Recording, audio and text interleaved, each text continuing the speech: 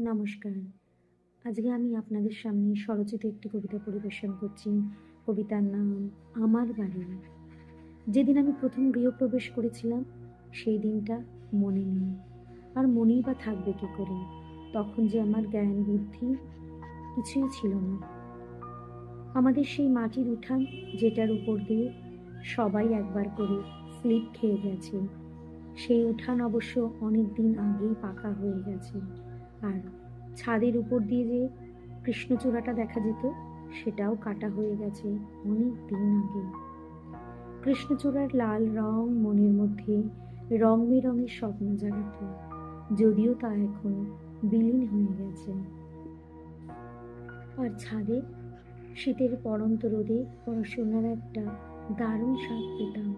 এখন সেই রোদ থাকলেও স্বাদটা হারিয়ে গেছে।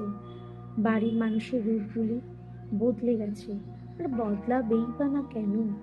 সমাজের লোভ, স্বার্থপরতা মানুষের রূপগুলোকে বহুরূপী করে তুলেছে।